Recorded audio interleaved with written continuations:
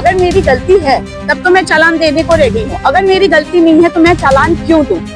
वहाँ पे सैकड़ों गाड़ियाँ खड़ी है, आप उन लोगों को उठाओ ना। इन्होंने बताया कि सफेद पट्टी हो चाहे कोई सी पट्टी हो, वहाँ पे गाड़ी खड़ी करनी कोई। अंदर गाड़ी खड़ी करना मना है, ये हम नहीं कह रहे, बल्कि यही लिखा है परेड ग्राउंड के गेट पर लगे सूचना बोर्ड पर। लेकिन हकीकत कुछ और ही बयां करती है। प्रशासन खुद उन्हीं नियमों को तोड़ रहा है जिनका पालन करवाना उसकी जिम्मेदारी है। हुआ यूं कि कई लोगों ने अपनी गाड़ियां सड़क किनारे सफेद पट्टी नो पार्किंग जोन के बाहर खड़ी कर दी थी।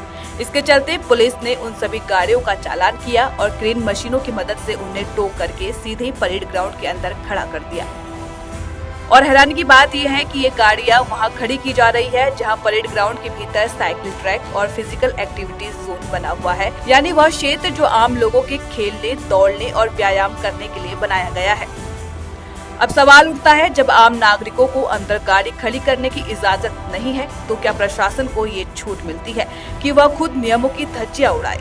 यह न सिर्फ नियमों का उल्लंघन है बल्कि जन सुविधा के स्थानों के गलत इस्तेमाल का एक उदाहरण भी। आई थी लुथरा नर्सिंग होम में अपनी बेटी का, मेरी बेटी प्रेग्नेंट है तो मैं उसको दिखाने के लिए आई थी। और मेरी गाड़ी जो है, जो एक व्हाइट पट्टी बनी होती है लाइन, उसके अंदर थी। ये इनको चाहिए कि हम मुझे वीडियो दिखाएं कि हाँ मेरी कहाँ गलती है। अगर मेरी गलती है तब तो मैं चालान देने को रेडी हूँ। अगर मेरी गलती नहीं है तो मैं चालान क्यों दूँ?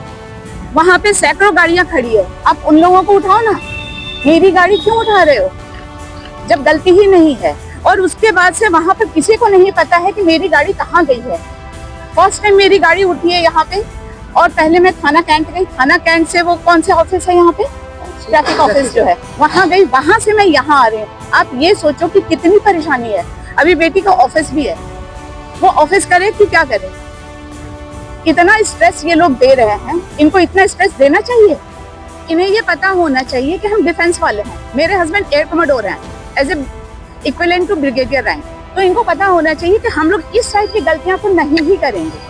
अब ऐसे में सवाल ये उठता है कि जब सूचना बोर्ड पर साफ लिखा है कि अंदर पार्किंग मना है, तो फिर प्रशासन ही क्यों इसका सबसे बड़ा उल्लंघन कर रहा है? 2017 में स्मार्ट सिटी मिशन के तहत करोड़ों रुपए खर्च कर परेड ग्राउंड का कायाकल्प किया गया था, लेकिन आज ये जगह पार्किंग अड्डा बन चुकी है। स्मार्ट सिटी की पहचान बनने वाला परेड ग्राउंड क्या प्रशासन की लापरवाही और पुलिस की मनमानी की भेंट चढ़ रहा है? देहरादून का ही रहवासी हूँ और यहाँ पे मैं कनाट प्लेस में अपने बच्चे को डॉक्टर पे दिखाने के लिए लाया था। जो सफ़ेद पट्टी है उसके अंदर ही थी, लेकिन अभी मेरे को रूल इन्होंने बताया कि सफ़ेद पट्टी हो चाहे कोई सी पट्टी हो, वहाँ पे गाड़ी खड़ी करने की कोई परमिशन नहीं है। और हमने डिफरेंट लोकेशन में पार्किंग बना रखे, उन पार्किंगों का प्रयोग करो और वहाँ पार्किंग में गाड़ी खड़ी करो।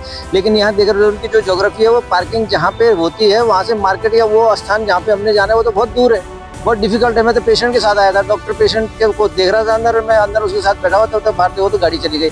आज की डेट में सब लोगों पे गाड़ी है। 18वीं शताब्दी के हिसाब से कौन अपने थैला लेकर के पैदल आएगा बाजार में कि भाई मैं दाल लाता हूँ, सब्जी लाता हूँ, ये लाता हूँ, वो लाता हूँ? ये तो मसूरी वाली पोजीशन कर दी इन्होंने। अप्रोचेबल नहीं होती है, जहाँ पे पार्किंग है उससे डिस्टेंस काफी दूर होता है, हर एक आदमी जा नहीं पाता। तो क्या वाकई पुलिस के पास अपनी कोई निर्धारित पार्किंग व्यवस्था नहीं है? क्या प्रशासन ने स्मार्ट सिटी योजना को सिर्फ कागजों में ही स्मार्ट बना रखा है? और सबसे बड़ा सवाल, जनता के पैसों से बना यह परेड ग्राउंड जो कि लोगों के स्वास्थ्य और गतिविधियों के लिए तैयार किया गया था, क्या वह इसी तरह नियम तोड़ने का गवाह बनता रहेगा?